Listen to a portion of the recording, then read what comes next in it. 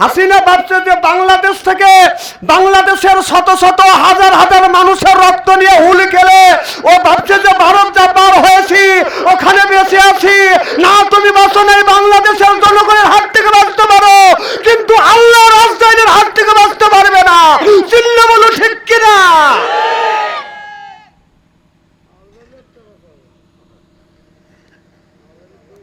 এই যে এত মানুষকে হত্যা করলো, এ জবাব, এ হিসাব আল্লাহর কাছে দিতে হবে। আপনার কাছে যদি আমি অন্যায় করি, আপনি যদি আমাকে মাফ না করে দেন, আল্লাহ মাফ করবে না। তোমার একটা অর্ডারে শত শত মানুষের জীবন নিয়ে তুমি ছিনিমিনি খেলছো, শত শত হাজার হাজার মানুষকে তুমি শহীদ করে দিয়েছো। আর এমনও শিশু আছে, এমনও মানুষ আছে কি গুলিবিদ্ধ হয়ে চোখ হারিয়েছে, এরপরে আপনার চোখ হারিয়েছে, অন্ধ হয়ে গেছে, কেউ হাত হারাইছে, কেউ পাও হারাইছে। ওই লোকটা যদি মাপ না করে দেয়, ওই লোকটা যদি মাপ না করে দেয়, আপনি মাপ পাবেন না, পাবেন না, পাবেন না।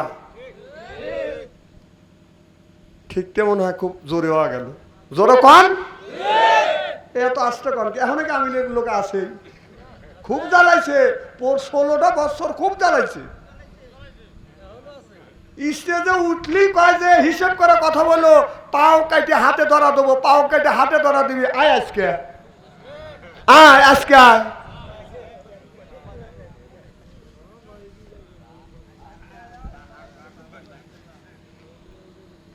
জমিন কার? আকাশ কার? কোরআন কার? হুকুম চলবে কার? তাহলে আল্লাহর কোরআন, আল্লাহর দেওয়া কোরআন আল্লাহর জমিনের উপরে আমরা প্রচার করব, সেই প্রচারে বাধা দেওয়া তোরা কে? তোদেরকে ছাত্র আন্দোলন করে তোদেরকে এই জমিন থেকে, এই বাংলাদেশ থেকে বিদায় করে নাই, এই বাংলাদেশ থেকে বিদায় করেছে কারণ মানুষের চোখের পানি অন্যায় অত্যাচার করবার পরে মানুষ যখন অভিশাপ করেছে, আল্লাহর গজবে বাংলাদেশ ত্যাগ করে ভারত পালাইছিস। এত মানুষকে তুমি মারলে, তোমার মনে একটুকু দয়া হলো না? ইসুফ আলাইহিস সালামের 10 ভাই একজনকে মারার জন্য কূপের মধ্যে ফেলে দিছে, আর তুমি হাজার হাজার ছেলেকে তুমি নির্দ্বিধায় গুলি করে মারছো, হাজার হাজার মানুষের অঙ্গকে তুমি নষ্ট করে দিছো। তুমি সেই নষ্ট করে দিয়ে কিভাবে তুমি সুখী থাকতে চাও? কিভাবে সুখী থাকতে চাও? ওদের দেশটা দেউলিয়া বানাইছে সাবেক প্রধানমন্ত্রী, দেশটা দেউলিয়া বানাইছে সাবেক প্রধানমন্ত্রী। ওদের সোনার দেশটা শোষণ করলো লুইটা পুইটা খাইয়া রে প্রধানমন্ত্রী, দেশটা দেউলিয়া বানাইছে সাবেক প্রধানমন্ত্রী। মাওলানা দেখিলে তুমি বলছো রাজাকার, দাড়ি টুপি দেখলে তুমি বলছো মৌলবাদ। ওদের রাজাকারের চশমা পরে, রাজাকারের চশমা পরে করলি সর্বনাশ রে প্রধানমন্ত্রী। দেশটা দেউলিয়া বানাইছে সাবেক প্রধানমন্ত্রী, দেশটা দেউলিয়া বানাইছে সাবেক প্রধানমন্ত্রী। ও কোথায় রইলেন কামরুল ইসলাম, কোথায় কাদের কাকা, কই গেল সে ওই মহিলার শ্বেতাং শ্বেতাং কথা? কোথায় রইলেন কামরুল ইসলাম, কোথায় কাদের কাকা, কই গেল সে ওই মহিলার শ্বেতাং শ্বেতাং কথা? ও যে দলের মানুষকে ভাষাইয়া, দলের মানুষ ভাষাইয়া দিল্লি করলে বাসারে প্রধানমন্ত্রী। দেশটা দেউলিয়া বানাইছে সাবেক প্রধানমন্ত্রী, সোনার দেশটা শোষণ করলো লুইটা পুইটা খাইয়া রে প্রধানমন্ত্রী। 41 সাল পর্যন্ত ক্ষমতায় থাকিবে নমরুদের মতো দেশটা শাসন করিলে। 41 সাল পর্যন্ত ক্ষমতায় থাকিবে নমরুদের মতো দেশটা শাসন করিলে। ওদের ছাত্রদের ওই রক্ত দিয়া, ছাত্রদের রক্ত দিয়া কেমন খেলা খেললে রে প্রধানমন্ত্রী, দেশটা দেউলিয়া বানাইছে সাবেক প্রধানমন্ত্রী। চিল্লা বলুন ঠিক কিনা? এত দেশের অন্যায় আপনার অন্যায় অন্যায় তুমি করো নাই কে, তুমি ভালো কাজ করছো। আমি জানি সারা বাংলাদেশে আমি প্রত্যেকটা জেলায় সফর করেছি, রাস্তাঘাট তুমি সব কিছু পরিপূর্ণ করছো, দেশের কোনো অভাব রাখো নাই। ঋণ করছো, আমার দুঃখ নাই কে, ঋণ করছো ভালো কথা, সব কাজ তুমি ভালো করলে, তুই এতগুলি মানুষ মারলি কে? আমার কথা হলো মানুষ মারলি কে?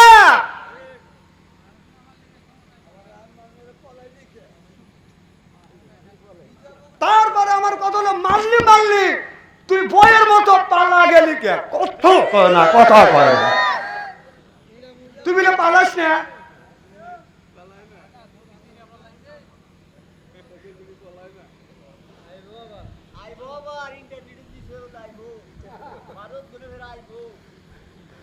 আর নাই রে, বেলতলা যায় না, এত লোক মাইরি আবার আসবে, বাপরে সাহস, এত দুধ, এতবার দুধ দিয়ে মাখাইছে, শর্ট করে আসার সাথে সাথে শর্ট করে ফাঁসি দিয়ে দিবে, আসুক। এই নমরুদ সেদিন বললেন আনা রব্বুকুমুল আলা, এই জমিনে আমি প্রতিষ্ঠিত খোদা, আমাকে খোদা বলে মানো। এখন অন্যায় দেখলে কিছু মানুষ বুঝতে পারে এটা অন্যায়, জোরকান ঠিক কিনা? যে অন্যায় করে আর যে অন্যায়কে সমর্থন করে উভয় খারাপ, কথা কন। যে এতগুলি মানুষ মারা গেল, তারপরে যদি সমর্থন তুমি করো, তাহলে বোঝা গেল তুই হাসিনের চাইতে তুই বেশি খারাপ, কথা কয় না কেন? তুই কি ভালো মানুষ নাকি? যাই এতগুলি মানুষ মারলো, তার পক্ষে তুই সবাই গাছ।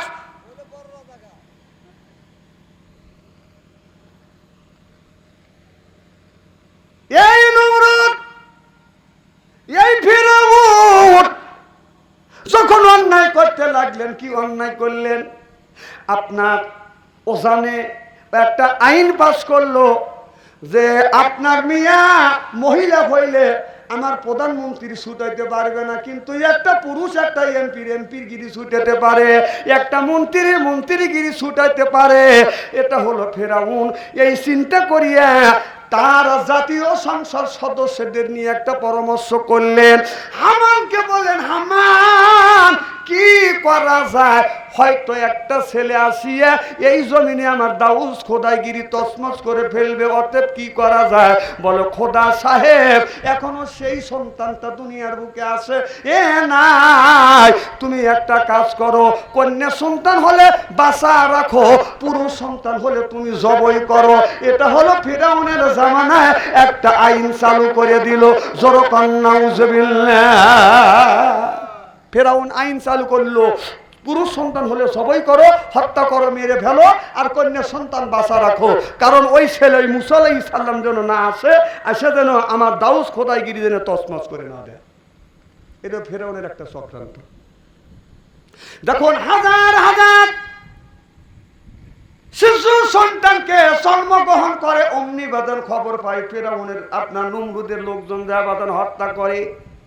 ওই জামানার মধ্যে একজন মানুষ ছিল, নাম হলো কায়েস। কি নাম? এই কায়েস প্রতিবাদ করলো, আপনি কেন এত মানুষের শিশু বাচ্চাকে হত্যা করেন, এত মায়ের বুক খালি করেন কেন?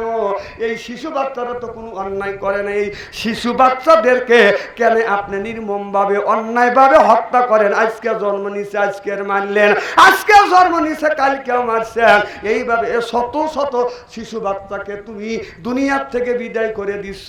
তুমি খোদা না? খোদা যদি তুমি হইতে, তাহলে খোদা কোনদিন তার বান্দার উপরে আপনার এই অত্যাচার চালাইতে পারে না। চিল্লে এখন ঠিক কিনা? তুমি যদি খোদা হও, আর যদি খোদাই হইতে, খোদা হয়ে তার বান্দাদের উপরে এরকম জুলুম আর অত্যাচার করতে পারে না। তুমি খোদা না, তুমি খোদা নামে একটা গাধা। তখন এই কায়েস এই কথা যখন বললেন, ফেরাউন আপনার তার বন্ধু হামানকে নিয়ে জাতীয় সংসদ সদস্যদেরকে নিয়ে পরামর্শ করলো, কায়েস এইরকম অন্যায় করতেছে, প্রতিবাদী কণ্ঠ বোঝা যাচ্ছে, ও যদি প্রতিবাদ করে ওর সাথে আরো কিছু লোক থাকিয়া প্রতিবাদ করলে আমার বিরুদ্ধে যদি বিরোধিতা করে তাহলে আমু শেষ, ওই এমপি মন্ত্রীরা তোমরাও শেষ, অতএব আমাকে বাঁচানোর জন্য যা করা দরকার তাই করো, আমি যদি মরি তোরা কিন্তু বাঁচবি না। কথা কয় না রে? আমাদের এই দেশের সরকারও ভাবছিল, মিনিস্টার মন্ত্রী এমপিদের বলছিল অন্যায় কর্ম সমর্থ করতে হবে, আর যদি সমর্থ না করিস আমরা যা করছি যদি একবার গদি ছেড়ে যায় তোকেরও 12টা বাজাবে, আমারও 13টা বাজা ছাড়বে। এদিনও জোর করে ক্ষমতা থাকার পরেও আল্লাহর গজবে যখন চলে গেল, দেখ নেতাকারে কি অবস্থা।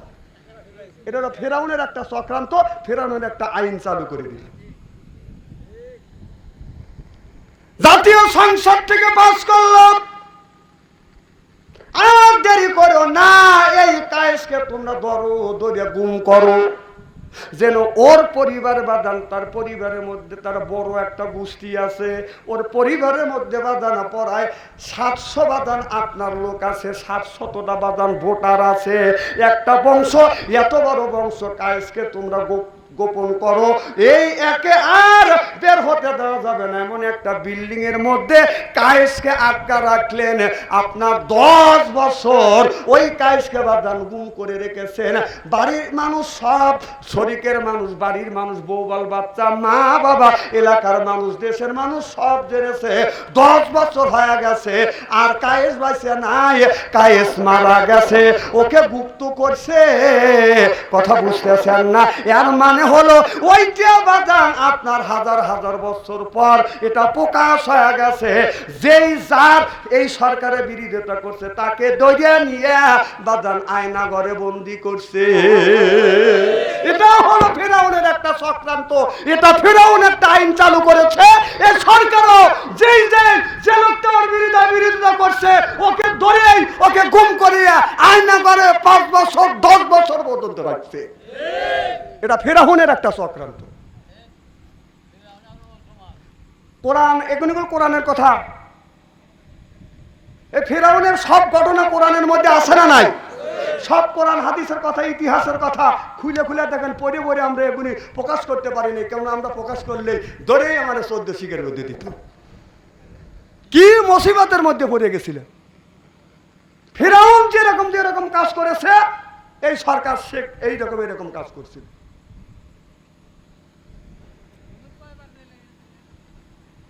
তো গেছিলাম আমি, আর কতদিন কয়শো দিন বাইরে শুয়ে ছিলেন সেটা তো করলেন না। না না, আমি আপনাদের এলাকায় অনেক দিন ধরে, জামালউদ্দিন ভাই আমাকে নিয়ে আসে আপনাদের এলাকায় মাহফিলে আসে, আমি কয়টা রাজনীতি খারাপ কথা বলছি? কন কি রাজনীতি করছি আমি?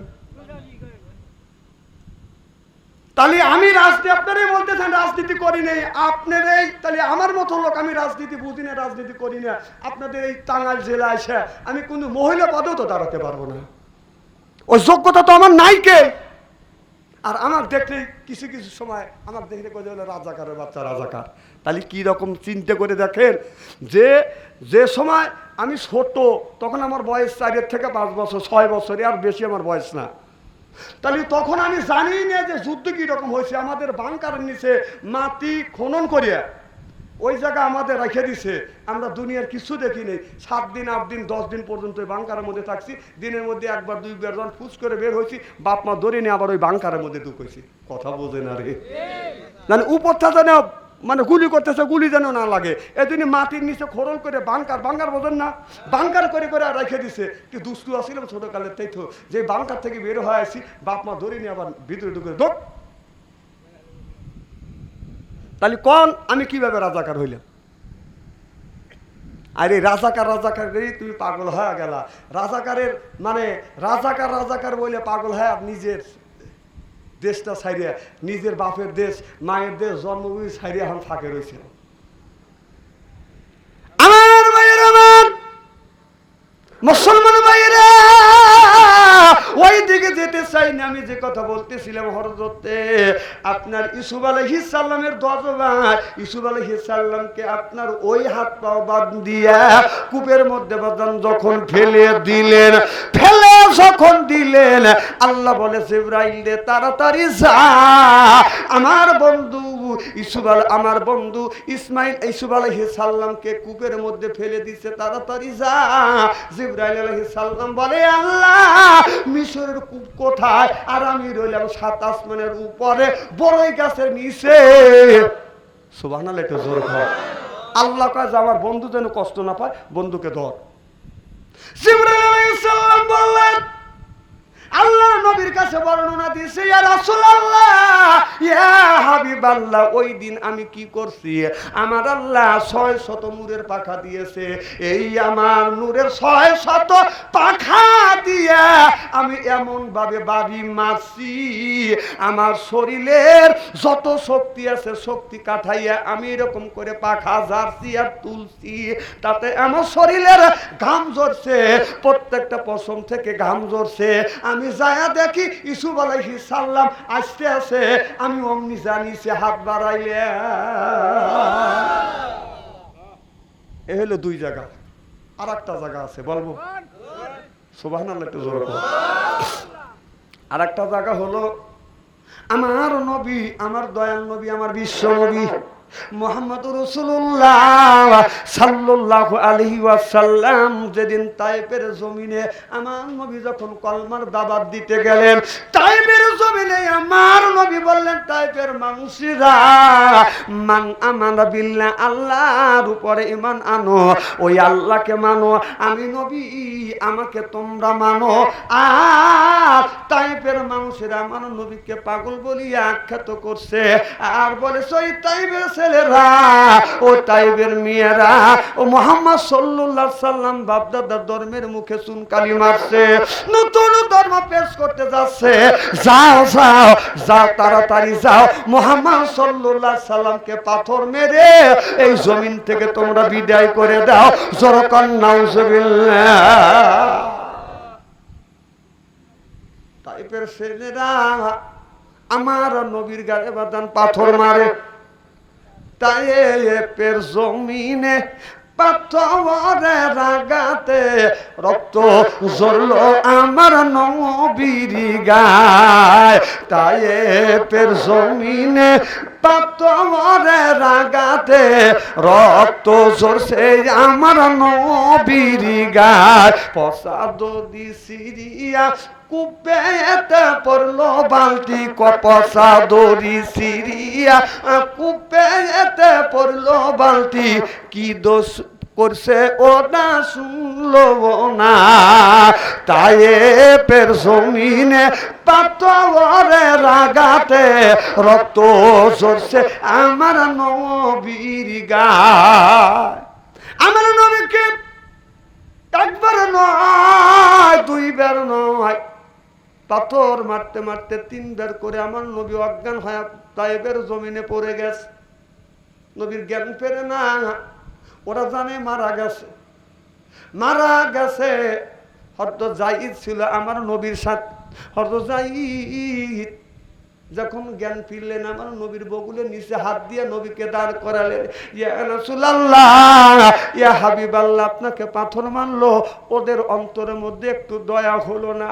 আমার নবীর সর্বশরীর দিয়ে আপনার রক্তগুলি প্রবাহিত হচ্ছে, আমার নবী জামা দিয়ে দিয়ে রক্তগুলি এইরকম করে জামাই নিচ্ছে, তারপরে জামা যখন রক্তবাদান শোষণ করে না, আমার নবী রক্তগুলি এইরকম করে করে শরীরে সর্বশরীরে এরকম করে মালিশ করে মাখা নেয়। এবার যায়েদ দেখে বলে, ইয়া রাসূলুল্লাহ ইয়া হাবিবাল্লাহ, ও নবীজি, যেই রক্ত শরীর থেকে বের হয় ওই রক্ত মালিশ করলে কি শরীরের মধ্যে ঢোকে? আমার নবী চোখের পানি ফেলে দিয়ে কাঁদতে আর বলে, যায়েদ রে, এ যায়েদ, আমি হলাম রহমতের নবী, আমি নবী, আমি রহমত, আর এক জায়গা রহমত আর গজব এক জায়গা থাকতে পারে না।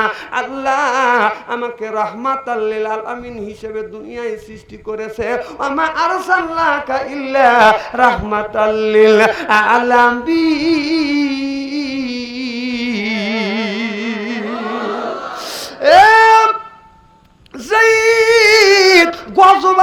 রহমত এক জায়গায় থাকতে পারে না, কারণ আমার শরীরের এক ফোঁটা রক্ত যদি তাইফের জমিনে পড়ে, এই তাইফের জমিনে ভূমিকম্প উঠবে, মুহূর্তের মধ্যে তাইফের জমিন ধ্বংস হয়ে যাবে। আমার এই রক্ত তাইফের জমিনে আমি পড়তে দিব না। যদি পরে ভূমিকম্প হবে, এই জন্য রক্তগুলি আমি এরকম করে শরীরে মালিশ করছি। আমার নবীর অজানা এক ফোঁটা রক্ত পা মোবারক থেকে জমিনে পড়া বাপ আল্লাহ ডেকে বলে, রে জিবরাইল, আমার রসুল জানে না, রসুল আমার দেখে না, ওই রক্ত এক ফোঁটা রক্ত যদি জমিনে পড়ে, তাইফের জমিনে আমার বন্ধুর রক্ত যদি পড়ে, আমি আল্লাহ সহ্য করতে পারবো না। সঙ্গে সঙ্গে আমি আল্লাহ ভূমিকম্প দিয়ে তাইফ নগর ধ্বংস করে ফেলবো। চিল্লে এখন সুবহানাল্লাহ। আমার নবীর গায়ের রক্ত এক ফোঁটা তাইফের জমিনে যদি পড়ে, তাহলে তাইফ নগরে আপনার ভূমিকম্প হবে। আল্লাহ নবী বলেছে, আল উলামা ওয়ারাসাতুল আম্বিয়া, আমি নবী দুনিয়া থেকে বিদায় হয়ে গেলাম, আমার উত্তরাধিকার আল উলামা ওয়ারাসাতুল আম্বিয়া, আমার বংশধর, আমার দাবিদার হক্কানি আলেম। চিল্লাইয়া কোন সুবহানাল্লাহ। কেউ যদি হক্কানি আলেমের যদি গালি দেয়, সে গালি যেন আমি নবী আমার উপরে পড়বে। আলেমকে যদি মারে, সে যেন আমি নবী আমাকে মারলো। আলেমকে গালি দিলে সে যেন আমি নবী আমাকে গালি দিল। এই সরকার, এই বিগত সরকার আলেমদেরকে দেখতে পারে না যে 50টা বছর কোরআনের দাওয়াত দিয়ে হাজার হাজার মানুষকে বাদল মুসলমান বানাইছে, নির্বিচারে তাকে বাদান আপনাকে, সে আপনার এইভাবে মরে নাই, এই তাকে মারা হয়েছে আপনার ইঞ্জেকশন দিয়ে, তাকে দুনিয়ার থেকে বিদায় করা দিয়ে দেওয়া হয়েছে। আলেম মারার পরে, চরমুনার পীর সাহেবকে মারবার পরে, মাওলানা দিলার হোসেন সাইদি সাহেবকে মারার পরে এমন অভিশাপ করছে, 1 বছরও যায় না ও দেশ ত্যাগ করে মামার বাড়ি যা পার হয়েছে।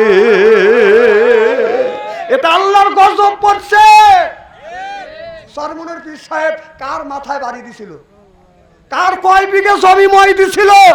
সে ইলেকশনে দাঁড়াইছিল, সে ন্যায় বিচারের কামনা করেছিল, আর সেই আলেমেক তুমি মারলে। তুমি আলেমেক মারো নাই, তোর গজব তুই ডাকে নিয়ে আসিস। যে কোরআনের পাখি আল্লামা দেলার হোসেন সাইদি 50টা বছর এই কলেমার দাওয়াত দিছে, কোরআনের দাওয়াত দিছে। 50টা বছর ছোট থেকে দেখছি, যতগুলি মাওলানার ওয়াজ শুনছি, সব মাওলানা ওয়াজ করছে বাবার ওয়াজ। বাবা পানির উপর দিয়ে হেঁটে গেছে, বাবা পানির যায় নামাজ পড়ছে, আর এক বাবা বাতাসের উপর যায় নামাজ পড়ে নামাজ পড়ছে, বন্ধ করছে, নদী পার হয়ে গেছে। খালি এই বাবার ওয়াজ করছে, খালি এই বাবার ওয়াজ। কোরআনের তাফসির সঠিক তাফসির করে নাই। আল্লামা দিলার হোসেন সাইদি এই বাংলাদেশ থেকে সঠিক কোরআনের তাফসির শুরু করতে ছুটতে এই তাফসিরটা গোটা বাংলাদেশ না গোটা বিশ্বে ছড়িয়ে গেছে। সুবহানাল্লাহ।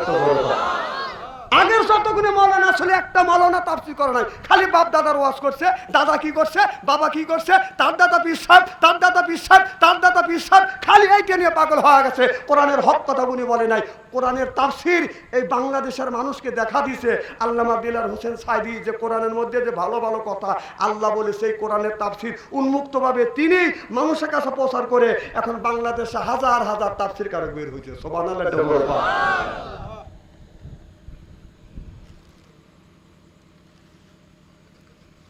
খুব খারাপ লাগতেছে। আর একটা কথা বলি, সেই জিনিসটা হচ্ছে আপনার বাংলাদেশে দেখেন, আপনার জীবনের শুরু থেকে কারো বয়স 80 বছর, কিছু কিছু মুরব্বী আছে 80 বছর বয়স হয়ে গেছে, 70 বছর বয়স হয়ে গেছে।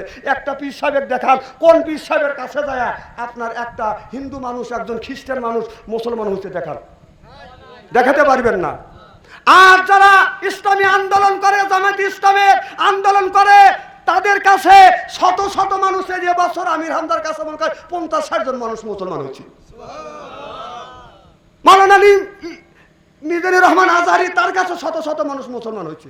ডাক্তার জাকির নায়েকের কাছে হাজার হাজার মানুষ কলমা পড়ে মুসলমান হচ্ছে। বাংলাদেশের একটা বাংলাদেশ, ভারত, পাকিস্তান, আমি চ্যালেঞ্জ করলাম একটা পীর সাহেব দেখান যে এই পীর সাহেবের কাছে একজন হিন্দু একজন খ্রিস্টান এসে মুসলমান হচ্ছে, দেখান দেখান। কারণ ওরা হিন্দুরা জানে যে আমরা যে ধর্ম ত্যাগ করে যে ইসলাম ধর্মে আসবো, কারণ ওরা জানে যে আমরা যে কথা যার উপরে বিশ্বাস করেছি এরা এই ধরনের বিশ্বাস করে। কারণ ওদের ওই যে কৃষ্ণ কিভাবে গোসল দিছে, নদীতে নাচছে, এর 1600 গোপিনী যায় ল্যাংটয়া গোসল করতেছে, আর তারির কৃষ্ণ যায় 1600 গোপিনী মহিলা ল্যাংটয়া গোসল করতেছে, তাদের কাপড় চুপড় নিয়ে ও গাছে উঠে বসে আছে। ও জানে যে ওই সমস্ত কথা আর এই বাংলাদেশের কিছু কিছু পীর সাহেবের কথা এক কথা। এই জন্য কোনো পীরের কাছে কলমা পড়ে মুসলমান হয় নাই। আর যারা জামাত ইসলাম করে, ইসলামী আন্দোলন যারা করে, তারা কোরআন হাদিসের সঠিক কথা তুলে ধরে, মানুষ আকৃষ্ট হয়ে কলমা পড়ে মুসলমান হয়। সুবহানাল্লাহ, বাড়ির যা কয়ে কথা কি আমি অবাস্তব বলতেছি নাকি? কারণ ওরা জানে যে আমার ঠাকুর যেভাবে খায় আর আমাদের দেশের কিছু কিছু পীর সাহেব এইরকম করে খায়। এই যে বন্যা হইলো, এই যে বন্যা হলো, কত মানুষ 12 থেকে 13টা জেলা বন্যা একেবারে ডুবে গেছে। বাংলাদেশের আমার মনে হয় বাংলাদেশের এমন কোনো মানুষ নাই যে 5-10 টাকা তাদেরকে সহযোগিতা করে নাই। কথা কর না কে? আপনাদের কাছ থেকে তোলে নাই? তুলছে, আমও দিছে, বাইও দিছে, সবাই দিছে। বাংলাদেশে যতগুলি দল আছে প্রত্যেকটা লোকের দলের মানুষেরা, বাংলাদেশের প্রত্যেকটা দলের মানুষেরা সাহায্য করছে, এক দলের মানুষেরা খালি সাহায্য করে নাই। ওরা কোথায় যে ওরা মরতেছে, আরো মরুক। 13 জেলা বন্যা হয়েছে কেন?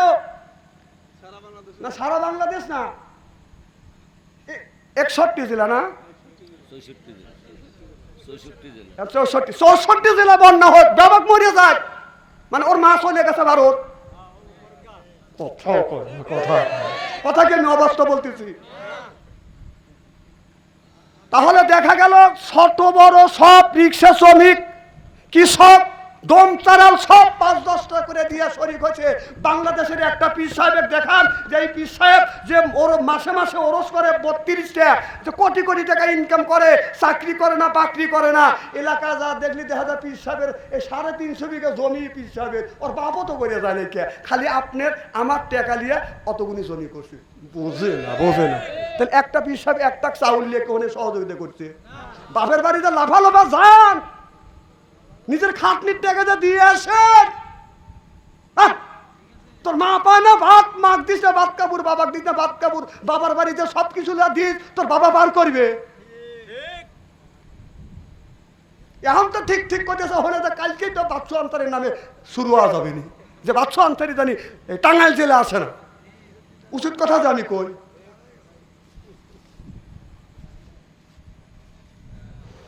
জিকির করুন লা ইলাহা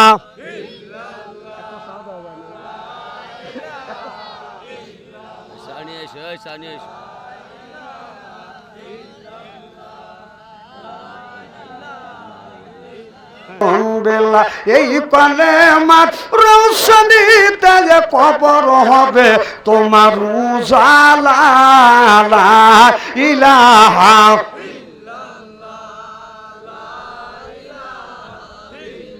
লা ইলাহা ইল্লাল্লাহু মুহাম্মাদুর রাসূলুল্লাহ সাল্লাল্লাহু আলাইহি ওয়াসাল্লাম। আল্লাহ ডেকে বলে, জিবরাইল তাড়াতাড়ি যা, দেখ আমার নবীর সতর্কে এক ফোঁটা রক্ত যদি তায়েফের জমিনে পড়ে, এই জমিনে ভূমিকম্প হবে, আমি আল্লাহ ভূমিকম্প তুলে দিব। জিবরাইল আলাইহিস সালাম বলে, আল্লাহ কই রইল তায়েফের জমিন? আমি রইলাম 7 আসমানের উপরে বড়ই গাছের নিচে। আল্লাহ বলে, তাড়াতাড়ি যা, তাড়াতাড়ি যা, হুকুম পালন কর। জিবরাইল আলাইহিস সালাম তার 600টা পাখা দিয়া আমার নবীর কাছে বলে, ইয়া রাসূলুল্লাহ, ইয়া হাবিবাল্লাহ, আপনি জানেন না আপনার শরীরের রক্ত মোবারক জমিনে তখন পড়বে, আমি তখন 600 পাখা দিয়া এরকম করে টান মারিয়া আমি আসা দেখি রক্ত এখনো পড়ে নাই, পড়া পড়া ভাব, তার আগেই আমি নবী এসে হাজির হয়ে গেছি। আমি নবীর কাছে এসে হাজির হয়ে গেছি, এসে ওই নবীর রক্ত আমি আমার নূরের পাখার উপরে ধরে ফেলছি। সুবহানাল্লাহ। এই জিবরাইল আলাইহিস সালাম এই 3 জায়গা যখন আসতে শরীর থেকে গাম বের হয়েছে। আমার ভাইয়ের আমার নবীকে ক্ষত বিক্ষত যখন করেছে তাইবের জমিনে, আমার নবী যাইদকে ডেকে বলে, যাইদ রে আমার পানি পিপাসা লাগছে, আমাকে এমন মারা মারছে, রক্ত শূন্য অবস্থা হয়ে গেছে নবী। এ যাইদ আমাকে একটু তাইপের জমিন থেকে একটু পানি পান করা। হয়তো যাইদ তাইপের জমিনে মানুষের কাছে পানি চায়, বলে না না মুহাম্মদ সাল্লাল্লাহু আলাইহি সাল্লামের নামে পানি দিব না।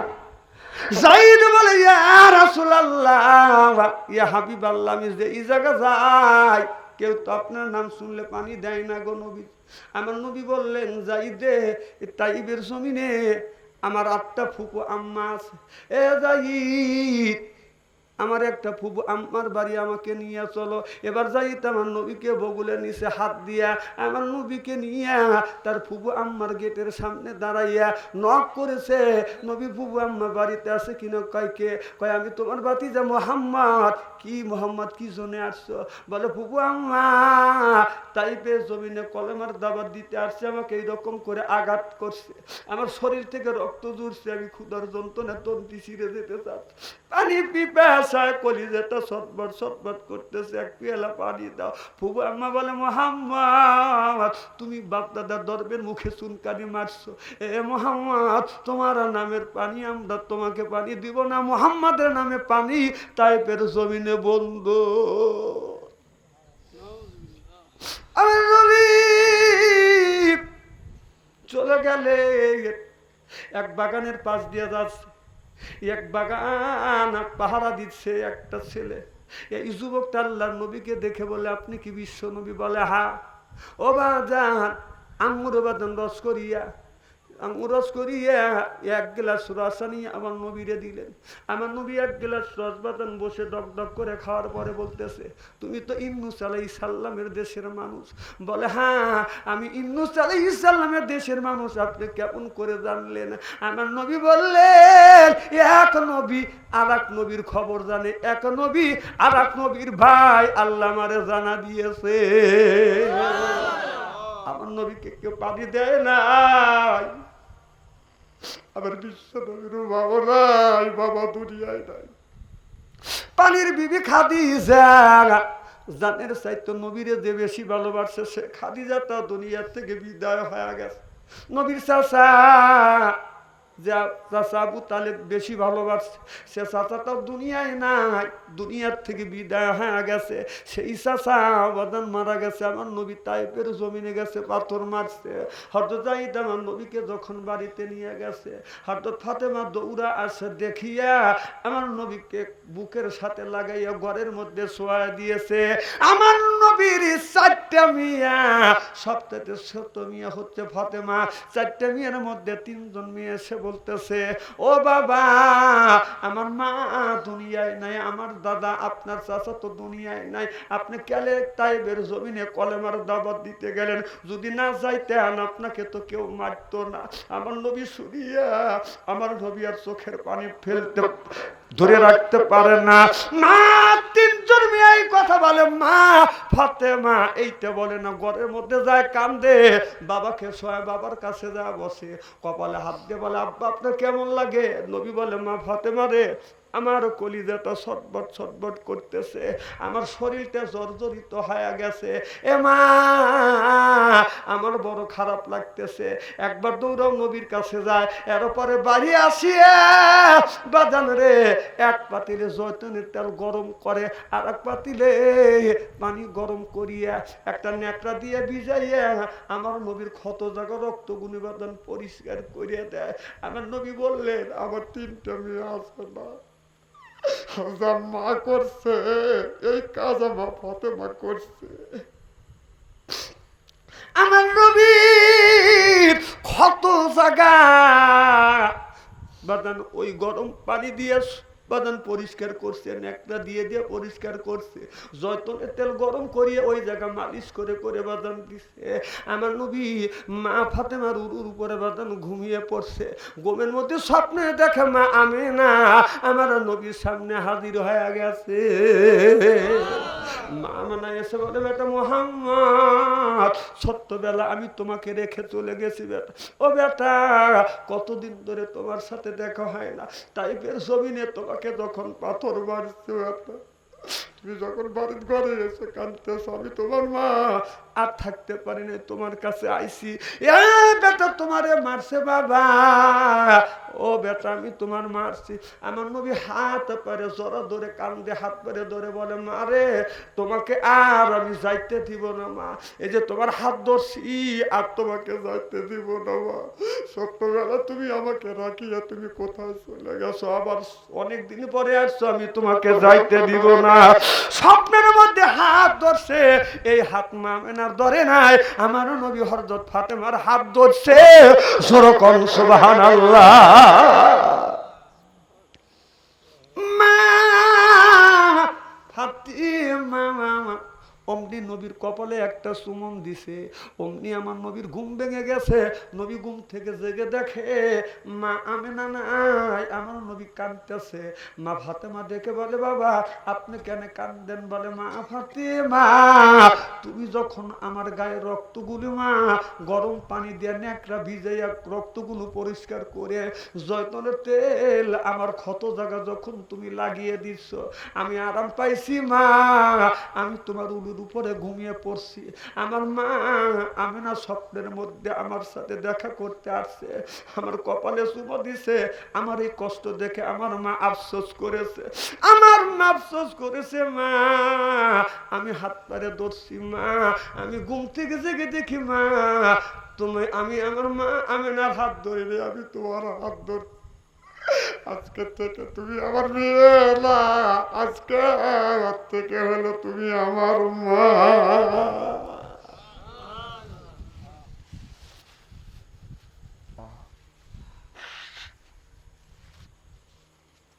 যার মা নাই সেই মায়ের ব্যথা তো বোঝে, বাবা যার দুনিয়ায় নাই সেই বাবার কথা বোঝে। আমার মুসলমান ভাইরা, আল্লাহর হাবিবের প্রিয় উম্মতেরা, আমার নবী বললে, মা ফাতেমা আমার 4টা মেয়ের মধ্যে 3টা মেয়ে শুধু বলে, আব্বা কেন আপনি কলেমার দাওয়াত দিতে গেলেন? যদি না যাইতেন বাবা আপনি মার খাইতেন না, আপনাকে পাথর মারতো না, খাইতেন না, কেন আপনি চলে গেলেন? আমার নবী বুঝাতে চায়, আমি নবী যদি কলমার দাওয়াত দিতে না যাইতাম, আমি যদি মার না খাইতাম, আমি যদি রক্ত যদি না দিতাম, এই জমিনে কোনোদিন ইসলাম প্রতিষ্ঠিত হইতো না। চিল্লাইয়া কলমার হাওয়া। আল্লাহর নবী ইসলাম প্রতিষ্ঠিত করি আমাদের কাছে তুলে দিয়ে গেছে, আর বলেছে, ও পৃথিবীর মুসলমানেরা, আমি নবী দুনিয়ার থেকে বিদায় হয়ে গেলাম, 2টা জিনিস তোমাদের কাছে রেখে গেলাম। একটা হলো আমার আল্লাহর কোরআন, আর একটা রাখলাম আমি নবী আমার হাদিস, অর্থাৎ আমার সুন্নাত। তোমাদের এই জীবনে আল্লাহর জান্নাতে যদি যেতে চাও, তোমাদের জীবন নামে গাড়িটাকে 2টা জিনিসের উপর তুলে দেয়, একটা হলো কোরআন আর একটা হলো রাসূলের হাদিস। এই 2টার উপরে জীবন নামে গাড়ি তুলে দিয়া এই জীবনটা চালাতে যদি পারো, এই জীবনটা চলতে চলতে জান্নাতুল ফেরদাউস পর্যন্ত পৌঁছে যাবে। নারায়ে তাকবীর। আল কোরআনের আলো এখন ঘরে ঘরে না, সংসদে চলো, সকলেই হংকার দিয়ে বলবেন, আল কোরআনের আলো। এক দল বাদ দিয়ে সব বলেন, অন্য দলের লোক তো নাই, সব তো আমরা মুসলমান, সব আমরা কয় দল?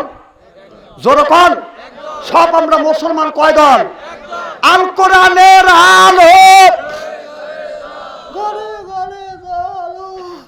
এতগুলো মানুষের সাইজ এইরকম। আল কোরআনের আলো আপনারা বলবেন সংসদে, আল কোরআনের আলো। নারে তাকবীর।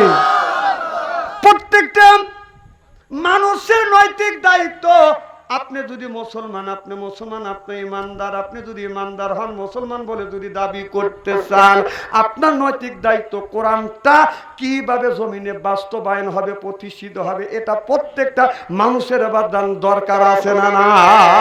কোরআন প্রতিষ্ঠিত করবার জন্য প্রত্যেকটা মানুষের জীবনে ফরজ, নামাজ যেমন আমাদের ফরজ, এই কোরআনটা জমিনে বাস্তবায়ন করার জন্য প্রত্যেকটা মানুষের উপরে ফরজ। সুবহানাল্লাহ জোরে কর। এদিক তাকান, আমার কথা কি বুঝতেছেন নাকি? আমি কি বুঝাচ্ছি জানেন? নামাজ যেমন আল্লাহ প্রত্যেকটা মুসলমানের উপরে, ইমানদারদের উপরে নামাজ যেমন আল্লাহ ফরজ করে দিয়েছে, আল্লাহর কোরআন জমিনে বাস্তবায়ন করার জন্য প্রত্যেকটা মুসলমানের জন্য ফরজ। আপনার কাছেও ফরজ, আমার কাছেও ফরজ, হাজির কাছেও ফরজ, রিকশাওয়ালার কাছেও ফরজ, শ্রমিকের কাছেও ফরজ। কারণ আপনাদের আমাদের নিয়াত করতে হবে, এতদিন আমাদের দেশটা, এই দ্বিতীয়বার দেশটা স্বাধীন করা হয়েছে, আগে যে যাই করছি আমরা আর কেউ কোনো দল করতে চাই না। আমরা সব মুসলমান ভাই ভাই, আমরা ঐক্য হয়ে ইসলাম দিয়া, কোরআন দিয়া ইসলামের রাষ্ট্র কায়েম দেখতে চাই। চিল্লা বলুন ঠিক কিনা? আমাদের মতবিরোধ আছে, মতভেদ আছে।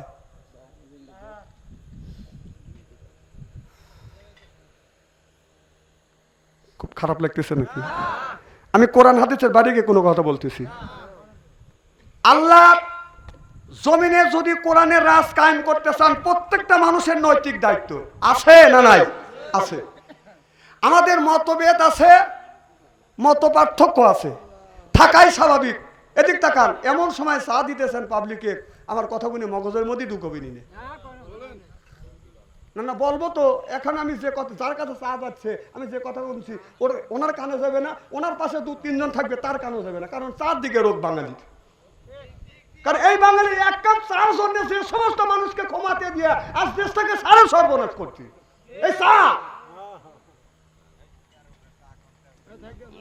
এই সময় কি চা দরকার? হ্যাঁ, আমি একটু বেকাদে পড়ছি, একটা কাপ চাইলাম, আপনারা ব্যবহার দিতেছেন। এখন আমি যদি নিষেধ করি, সব মানুষ বলবি যে এত হুজুর মরে, বাচ্চা অন্তরে মরে না, কে আমার চা খাবে দিল না। আপনি তো খাইতেছেন, আপনি তো ভালোই লাগতেছে, আপনার পাশে যে 2-3 জন আছে তারা মুখ চুটকাইতেছে, আপনি জানেন ওটা, আমি দেখতেছি। আল্লাহুম্মা সাল্লি আলা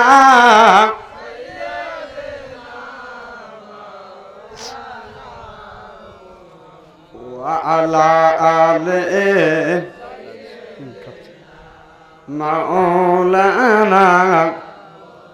কেউ বা নবী পাগল বলে, কেউ বা বলে জাদুঘর। আল্লাহ কোরআন সাক্ষী দেয় রে, সে জামানার পয়গাম্বার। আল্লাহুম্মা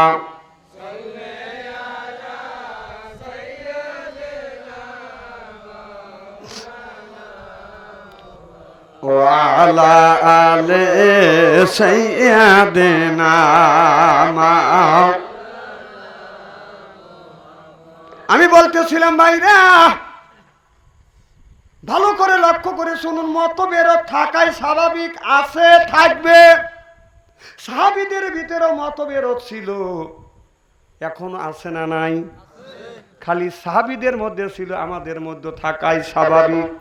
কেউ আমরা মিলাদ পড়ি, কেউ পড়ি না, কেউ আমরা তাবলীগ করি, কেউ তাবলীগ করি না, কেউ পীর মুরিদি করি, কেউ করি না।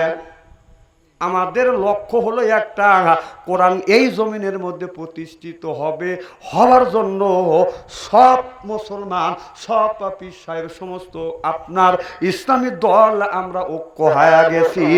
আর যাদের মধ্যে একটু মতবিরোধ আছে, আমি পায়ে ধরে অনুরোধ করব, আমাদের মতবিরোধ থাকাই স্বাভাবিক। আমরা ইসলামের রাজ কায়েমের জন্য আমরাই সবাই ঐক্যবদ্ধ আছি না না? কারা কারা আছে একটা হাত তুলে দেখান তো দেখি। নারে তাকবীর, নারায়ে তাকবীর। হাত নামান।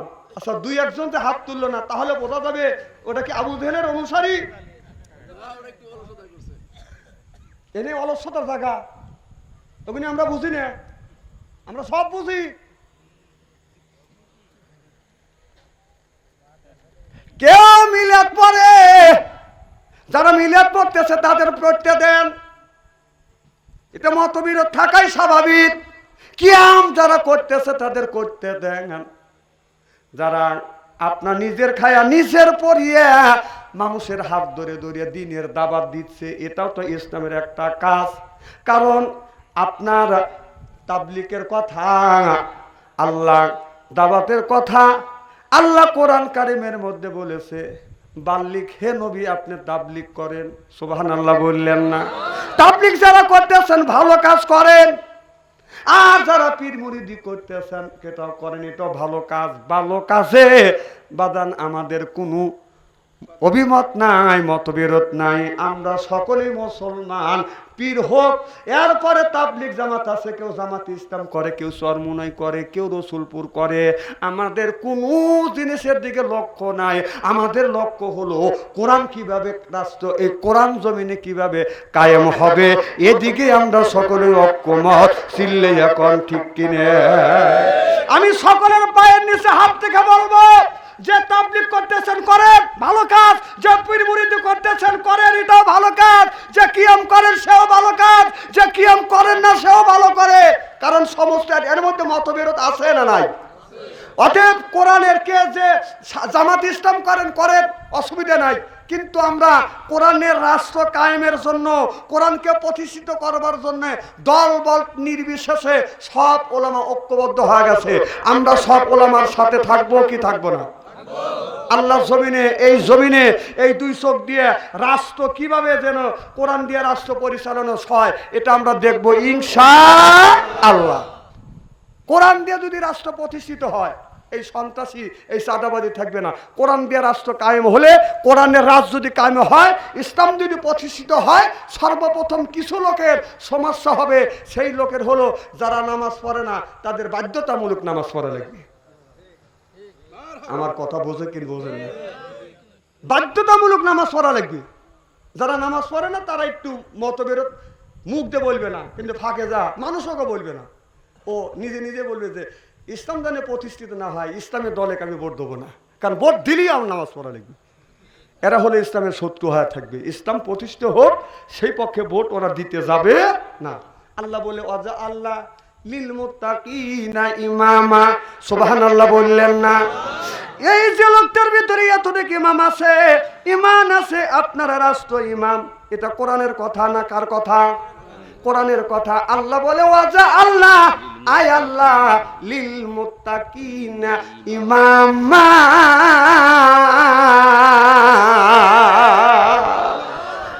এই যে একটা ইউনিয়নের ইমাম, সেটা হলো মেম্বার। ইউনিয়নের একজন ইমাম, সেটা হলো চেয়ারম্যান। এরপরে আপনার থানার একজন নেতা, সেটা হলো বাদান এমপি। এরপরে দেশের একটা নেতা, সে হলো প্রধানমন্ত্রী। যদি ইসলামের রাজ কায়েম হয়, 2 নম্বর বলবে আপনার যাকাত দিতে হবে। যাকাত দিতে হবে। গরিব মানুষ খুশি, ধনী যারা আছে তারা বেজার হবে। আমাদের কাছে থেকে লক্ষ লক্ষ টাকা যাকাত নিয়ে গরিবের দিবে, কথা কয় না? এদের অসুবিধা হবে, 2 শ্রেণী মানুষের অসুবিধা হবে। আমি 2 চোখে দেখতেছি।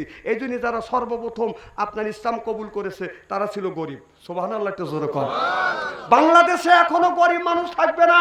যাদের কোটি কোটি হাজার হাজার কোটি টাকা আছে, তাদের কাছ থেকে যদি আপনার ইসলামী রাষ্ট্র যদি কায়েম হয়, তাদের কাছ থেকে আপনার ওই যাকাত তুলে গরিবের দিলে, এক গরিবের দিলে এমন ভাবে যাকাত দেওয়া হবে, পরের বছর যেন ওই গরিবই যেন আবার যাকাত দিতে পারে। সুবহানাল্লাহ একটা জোরে কর। এইভাবে যদি 10 বছর এই দেশে যদি কাজ করা হয়, এই 10 বছরের মধ্যে বাংলাদেশে গরিব মানুষ আর পাবে না। এই বাংলাদেশ একটা জান্নাতের টুকরো হয়ে যাবে। সুবহানাল্লাহ একটা জোরে কর। তো যা হোক, রাত 12টা বাজে গেছে। না না, সকালবেলা ফজরের নামাজ আছে, গরমের দিন। না না, ভয় নেই। আমি কি ভয় খাওয়া ওয়াজ করছি নাকি? আমি কোরআনের বাইরে কথা বলছি। প্রত্যেকটা কথা কোরআন হাদিস দিয়ে ব্যাখ্যা করে, বিশ্লেষণ করে, বাস্তবের সাথে মিল করে আপনার চোখে আঙুল দিয়ে দেখা দিছি। আরো করা লাগবে? না না, আর যদি 10টা মিনিট করি আপনারা রাজি আছেন তো ইনশাআল্লাহ? নারে তাকবীর, জিকির করুন লা ইলাহা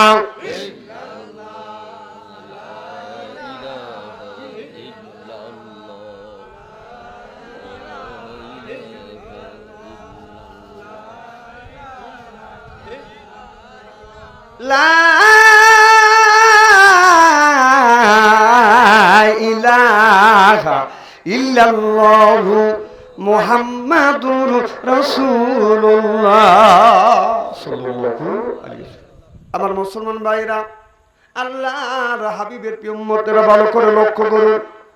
আমার নবী মসজিদে বসে আছে, এমন সময় জিবরাইল আলাইহিস সালাম হাজির হয়ে গেলেন। মুহাম্মদ হাই গিবনা গোপ্তা তানা গুপ্তা জিবরাইল হাই গিবনা গোপ্তা তানা গোপ্তা রব্বুল জলিল। জিবরাইল আলাইহিস সালাম হাজির হয়ে গেলেন আমার নবীর কাছে, এসে বললেন, নবী গো আপনি বসে আছেন। ও গো নবীজি, এই মুহূর্তে আল্লাহ একটা খবর দিছে। কি খবর? জিবরাইল আলাইহিস সালাম বলেন, এই মুহূর্তে খবর পাইলাম আপনার দুই নাতি কলিজার টুকরা হাসান হুসাইনের মৃত্যুর আলামত। আমার নবী দুই নাতিকে ভালোবাসতেন। নবী বলে, জিবরাইল আমার দুইটা নাতির মৃত্যু কেমন করে হবে আমাকে একটু বুঝাও। জিবরাইল আলাইহিস সালাম বলে, ইয়া রাসূলুল্লাহ, ইয়া হাবিবাল্লাহ, ও নবীজি, আপনার এক নাতি হযরত হাসান রাদিয়াল্লাহু তাআলা আনহুর মৃত্যু হবে বিষ খাইয়া, জহর খাইয়া। আর আপনার ছোট নাতি হুসাইন রাদিয়াল্লাহু তাআলা আনহুর মৃত্যু হবে দাস্তান শহীদ কারবালায় তরবারির নিচে। আমার নবী এই কথা শুনিয়া চোখের পানি মুছা দিয়া নবী আমার মসজিদ থেকে বাড়িতে গেলেন। হাসান হুসাইনকে ডাক দিলেন, হাসান রে হুসাইন তাড়াতাড়ি আয়। দুই নাতি বাদান দৌড় আসতে না আমার নবীর কাছে এসে হাজির হলেন। আমার নবী হযরত হাসানকে কোলে নিলেন, চুমো দিলেন। হোসেনকে কোলে নিয়ে আর নবী ছাইড়ে দেয় না, বুকের সাথে লাগাইছে। জিবরাইল আলাইহিস সালাম বলেছে, হাসান মরবে বিষ পানে, হোসেন মরিবে দাস্তান শহীদ কারবালায় তরবারির নিচে, তার গলা কেটে নিবে। এই জন্য রাসূল ধরে ধরে বাদান সব জায়গায় অঙ্গে অঙ্গে চুমো দিচ্ছে, সমস্ত অঙ্গে চুমো দিচ্ছে আর বলছে, আল্লাহুম্মা হুসাইনা সাবরা ওয়াসিকাল্লাযি নাসিয়ান ওয়াসিকাল্লাযি ওলিয়ান ওয়াসিকাল্লাযি শাহিদান আল্লাহুম্মা হুসাইনা সাবরা। এই বলে বলে নবী বাদান চুমো দিছে। আল্লাহ বলে, জিবরাইল তাড়াতাড়ি যা, আমার বন্ধুকে বল অঙ্গে শরীরের সব অঙ্গে চুমো দিবে, কিন্তু গর্দানির পিছনে গর্দানে যেন নবী চুমো না দেয়। চিল্লে এখন মারহাবা। জিবরাইল হাজির হয়ে গেলেন আর বললেন, নবী গো, ও নবীজি, ইয়া রাসূলুল্লাহ, ইয়া হাবিবাল্লাহ, ও নবীজি, সব জায়গা সুমন দেন, গর্দানের পিছনে আপনি সুমন দিয়েন না। কিরে জিবরাইল, আল্লাহ নিষেধ করছে, নবী তো বোঝা আর বাদ রইল না। যেই জায়গা আমার সুমন লাগবে ওই জায়গা ইজিদ বাদাম তরবারি নিক্ষেপ করতে পারবে না আমার নবী। এই জন্য নবীকে আল্লাহ বললেন, বন্ধু সব জায়গা সুমন দেন, গর্দানের পিছনে সুমন দেয় নাই। নবী সুমন দেয় নাই। হযরত হোসাইনের যদি গর্দানে তীর মারতে যদি হয়, গলা যদি কাটতে হয়, কিতাবের মধ্যে লেখছে হোসাইন জমিনের মধ্যে যখন পড়ে গেছে, হোসাইনকে জমিনের মধ্যে উপর করে শোয়াইয়া হযরত হোসাইনকে শিরচ্ছেদ করছে, দুনিয়া থেকে বিদায় করে দিছে। কারণ আমার নবী যেই জায়গা সুমন দিছে ও তরবারি, ওই জায়গা তো তরবারি দিয়ে গলা কাটা দূরের কথা, পশম পর্যন্ত কাটবে না। জোরে কোন সুবহানাল্লাহ। হোসাইনকে যখন হত্যা করা হয়েছে, পিছন থেকে উপর করে শোয়াইয়া গর্দানে ছুরি চালা তার গলাটা কেটে ফেলছে। আমার ভাইয়েরা, হোসাইন এত জ্ঞানী, এত ভালো। আমার নবী হোসাইনকে বেঁচেছে। আমার নবী খুতবা দিচ্ছে, মসজিদে শত শত সাহাবী বাদান বসে আছে। হোসাইন পিছন থেকে নবীর দিকে বাদান এরকম করে সাহাবীদেরকে দুই হাত দিয়ে ফাড়ি দিয়ে আসতেছে।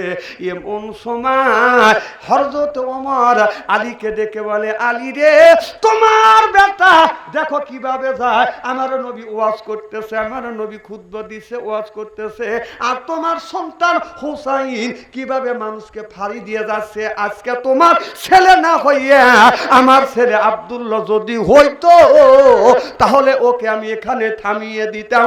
হযরত আলী ওমরের মুখের দিকে তাকা দেখে, ওমরের মুখ লাল, চোখ বড় বড়। কথা বুঝতেছেন না? আমার নবী ওয়াজ করতেছে, ওই জায়গা কি কেউ বেয়াদবি করার সাহস পাবে?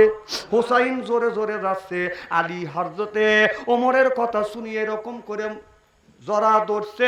ও নানা বলে যখন ডাক দিবে, আলী এইরকম করে মুখটা ঠাইসে ধরছে, এমন জোরে ঠাইসে ধরছে, ঠোঁটটা বাদান দাঁতের মধ্যে ঢুকে গেছে, দাঁত ঢুকে গেছে, কেটে গেছে। হযরত আলীর হাত ছোঁয়া ছোঁয়া রক্ত পড়তেছে। আমার নবী দেখে বলে, আলী রে ছাড়িয়া দাও, আমার নাতিকে আমার কাছে আসতে দাও। এবার হযরত আলী ছাড়িয়া দিলেন, সাহাবীরা সাইড কেটে দিলেন, রাস্তা করে দিলেন। এবার হুসাইন যখন সামনে আসে, আমার নবী হুসাইনকে জড়া ধরে দুই গালে চুমো দিয়ে রক্ত হাতে নিয়ে বলল, এই রক্ত কে বাইর করছে?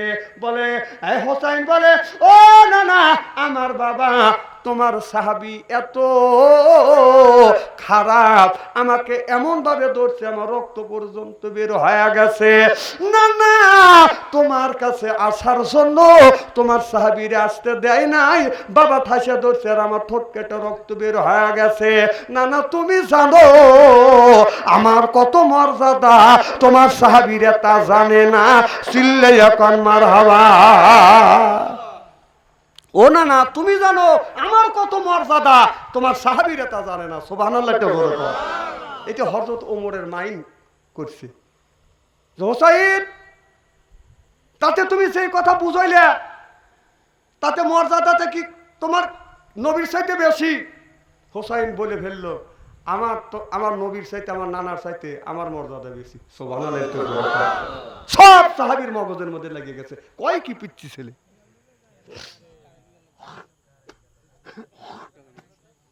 লা ইলাহা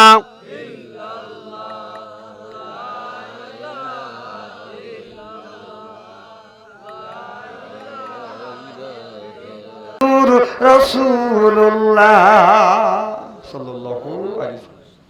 আমার নবী বলেন, হুসাইন তুমি যখন বলেছ আমার চাইতে তোমার মর্যাদা বেশি, আমার সাহাবীদের মাইন্ডে লেগে গেছে, তুমি একটু বুঝাও আমার চাইতে তোমার মর্যাদা কেমন করে বেশি হয়, আমার সাহাবীদেরকে তুমি শুনাও। সুবহানাল্লাহ। এবার হযরত হোসেন বলে, না না, বলো তোমার মাকে, তোমার মার নাম কি? বলে আমার মা হলো আমেনা। বলে আপনার মা আমেনা এই পৃথিবীর কয়জন মানুষ চেনে? কয় কেউ চেনে, কেউ চেনে না। সুবহানাল্লাহ। আমার নবী বলতেছে কেউ চেনে, কেউ চেনে না। হোসেন বলে, না না, তুমি কি জানো আমার মাকে? আমার মা খাতুনে জান্নাত। শুধু তাই নয়, আমার মা এমন মা, আমার মা জান্নাতের দুইজন যুবক হলো জান্নাতের সর্দার, সেই দুই যুবকের মা আমার মা। ও না না, আমার মা এমন মানুষ, এই জমিনে আসাদুল্লাহ হেলগালি বাঘ তার স্বামী, তার স্ত্রী আমার মা, জান্নাতের সর্দারিনী আমার মা, আল্লাহ নবীর বিটি আমার মা হযরত ফাতেমা। তোমার মা তো নবীর বিটি না, আমার মা নবীর বিটি। বলো বাবা, এদিক থেকে তোমার মর্যাদা বেশি না আমার মর্যাদা বেশি? সব আমার নবী বলে, হোসাইন রে এদিক থেকে তোমার চাইতে আমার চাইতে তোমার মর্যাদা বেশি। নারায়ে তাকবীর। সাহাবীরা আশ্চর্য হয়ে গেল, সব সাহাবী দাঁড়িয়ে যাচ্ছে, এত সুন্দর কথা ছোট বাচ্চার জবান থেকে বের হচ্ছে। নানা গো, ও নানা, বলো তোমার বাবাকে? বলে আমার বাবা আব্দুল্লাহ। ও আব্দুল্লাহ তোমার বাবা? তোমার বাবা কজন চেনে? কেউ চেনে, কেউ চেনে না। তুমি কি জানো? ও না না, আমার বাবা কে?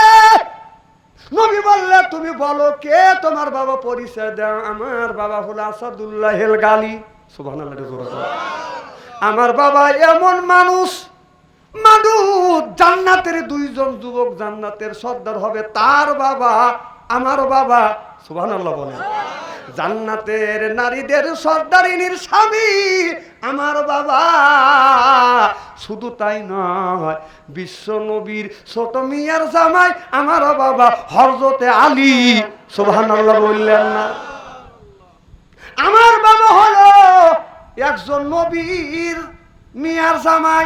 তোমার বাবা কি নবীর মিয়ার জামাই? সুবহানাল্লাহ বলে না, আমার বাবা তো কোনো নবীর মিয়ার জামাই না। বলো না না, এদিক থেকে আমার মর্যাদা বেশি না তোমার মর্যাদা বেশি? আমার নবী বলে হুসাইন, এদিক থেকে আমার চাইতে তোমার মর্যাদার দিকে তুমি অনেক বড়।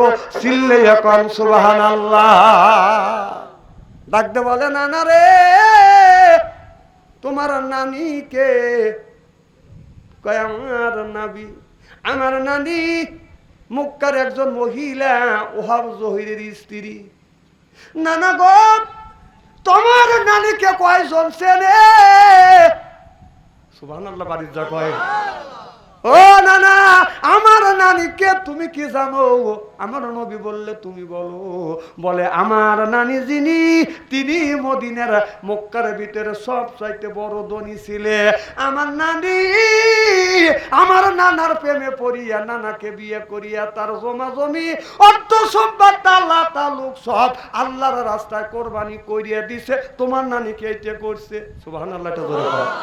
এমন একজন আমি, এমন একজন নানি আমার, স্বয়ং আল্লাহ আমার নানিকে সালাম দিছে। তোমার নানিকে আমার আল্লাহ সালাম দিছে।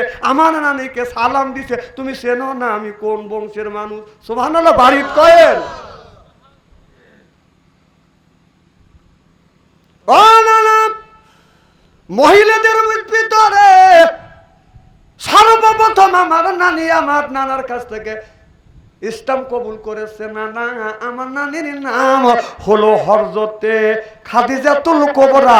চিল্লে এখন সুবহানাল্লাহ বলো না না, নানির দিক থেকে আমার মর্যাদা বেশি না তোমার মর্যাদা বেশি। আমার নবী বলে হুসাইন, নানির দিক থেকে আমার চাইতে তোমার দিকে অনেক অনেক গুণ মর্যাদা বেশি। না না, এবার শেষ প্রশ্ন, বলো বলো তোমার নানাকে? কয় আমার নানা হলো ওহাব জহুরি। কয় ওহাব জহুরি তোমার নানা? কয় হে, ওহাব জহুরি আমার নানা। নানা তুমি জানো আমার নানাকে? কয় কে, একটু বলো তো আমি শুনি। খালি আমি শুনবো না, আমার সাহাবীরা শুনবো। সুবহানাল্লাহ। সাহাবীরা মনে হয় একবার পাথর হয়ে গেছে। সুবহানাল্লাহ বললেন না? ও নানা, আমার নানাকে তুমি কি চেনো? কয় তুমি বলতে থাকো। ভাই আমার নানা যিনি, তিনি নাতি, আমার নানার নাতি, দুইজন জান্নাতের যুবকদের সর্দার। সুবহানাল্লাহ কর। সেই হলো আমার নানা। জান্নাতের নারীদের সর্দারিনী তার বাবা আমার নানা আসাদুল্লাহ হেল গালি, তার শ্বশুর আমার নানা। আমার নানা এমন একজন ব্যক্তি, আমার নানা তার একটা উম্মতকে জান্নাতে না নিলে আমার নানা জান্নাতে যাবে না। আমার নানা হলো আখিরি জামানার পয়গম্বর মুহাম্মদ রাসূলুল্লাহ সাল্লাল্লাহু আলাইহি ওয়াসাল্লাম। ও নানা, আপনি হলেন আমার নানা। এই বলে চুমা দিলেন। চিল্লাইয়া কোন সুবহানাল্লাহ বলো। নানা, নানার দিক থেকে তোমার মর্যাদা বেশি না আমার মর্যাদা বেশি? আমার নবী বলে হুসাইন, নানার দিক থেকে আমার চাইতে তোমার মর্যাদা অনেক অনেক অনেক গুণ বেশি। হযরত ওমর দৌড়ে এসে হোসাইনের গালে ধরে চুমো দেয়, কপালে চুমো দেয়। আলীকে যা বলে, আলী রে তোমার জীবন ধন্য, এত বুদ্ধিমান সন্তান আল্লাহ তোমার ঘরে দিছে। সুবহানাল্লাহ বললেন না? যাই হোক, আর কষ্ট দেবো না, গভীর রাত হয়ে গেছে। 12:30টার কাছাকাছি। আল্লাহ যদি বাঁচা রাখে, যদি কোনোদিন আসি, বাকি কথাগুলি পরিবেশন করা হবে ইনশাআল্লাহ। তো আমি যে কথাগুলি বললাম, কোরআন প্রতিষ্ঠিত করতে হবে। কোরআন যদি প্রতিষ্ঠিত হয়, প্রত্যেকটা মানুষের নৈতিক দায়িত্ব ইসলামের রাজ কায়েমের জন্য, ইসলাম কোরআন প্রতিষ্ঠিত হোক, এটা প্রত্যেকটা মানুষের উপরে নৈতিক দায়িত্ব কে দিছে? আল্লাহ। কি না না, 12:30 মোনাজাত করলে এগুলো শেষ হওয়া যাবে। দেখেন, আপনাদের একদিন, আমাদের প্রত্যেক দিন। না না, আমরা তো সিজনিল বক্তা না যে খালি সিজনে 2-3 মাস ওয়াজ করবো, আমাদের 12 মাসই করা লাগে। কথা বোঝেন না? আপনারা ভালোবাসেন আর আমিও আপনাদের ভালোবাসি। আর খাস করে আমার ভাই বন্ধুগণ মাওলানা জামালউদ্দিন মাহমুদী সাহেব, এর সাথে আমার এতই সম্পর্ক, মনে করেন যে মনে হয় যে আমার এক ভাই। ভাই যখন মোবাইল করে তখন টাকার চিন্তা করি না, বলিও না। ভাই বলে আসে আপনারা ভালোবাসেন, ভাই বলেন ভাই ভালোবাসে, আমিও আপনাদের ভালোবাসি। ভাই বলে আমি আসি আপনাদের কাছে, এসে দুটো কথা বলি। আমি আপনাদের কাছে টাকার জন্য আসি না, টাকার জন্য আসি না। 20-30 হাজার টাকা আমার চাওয়া লাগে না, এমনি দেয়। আপনারা কয় টাকা দেন? শুধু ভালোবাসার জন্য। কারণ এই টাঙ্গাইল জেলার, এই পশ্চিম টাঙ্গাইলের মানুষ আমাকে এতই ভালোবাসে, ভাইয়ের মতো, সন্তানের মতো, ছেলের মতো, নাতির মতো ভালোবাসে। আর আপনারা ভালোবাসেন দেখে এত গরমের মধ্যে আপনারা বসে আছেন, একটা লোক মাথা লড়ান নাই, একটা লোক রাগ করে উঠে যান নাই। আমি অন্তর থেকে দোয়া করি আল্লাহ যেন জান্নাতে যাননি কেমন শিক্ষা দেয়। জোরকান আমিন। সর্বশেষ একটি কথা বলবো, আমাদের কোনো দল নাই, মতবিরোধ নাই। যে তাবলিগ করতেছ করতে দেন, যে আপনার পীর মুরিদি করতেছে করতে দেন, মিলাদ করতেছে করতে দেন, যে কিয়াম করতেছে করতে দেন। আমাদের কোনো মতবিরোধ নাই। আমাদের একটাই কথা হলো, কোরআনের রাজ, কোরআনকে বাস্তবায়ন করব এই জমিনের মধ্যে। এই আপনার বাবা দেশ চালাচ্ছে সেটাও দেখছি, এরপরে চাচা দেশ চালাচ্ছে সেটাও দেখছি, ভাই দেশ চালাচ্ছে সেটাও দেখছি, ভাবি দেশ চালাচ্ছে সেটাও দেখছি, আভা দেশ চালাচ্ছে তাও দেখছি, সব কিছু দেখছি। এখন দেখতে চাই কোরআন দিয়ে কেমন করে রাষ্ট্র পরিচালনা হয়, সেটি আমরা দেখতে চাই ইনশাআল্লাহ। জনগণ ঠিক কিনা?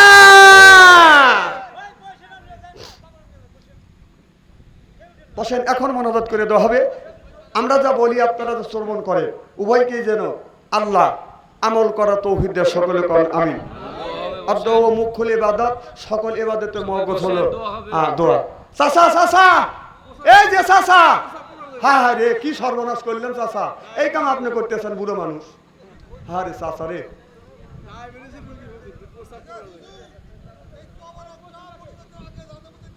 হ্যাঁ দিয়ে দেন, দিয়ে দেন, তারপর একটা দেন। সকলেই পড়ুন আস্তাগফিরুল্লাহ, এই ভিতরে দিয়ে দেন। আস্তাগফিরুল্লাহ রাব্বি মিন কুল্লি যামবি।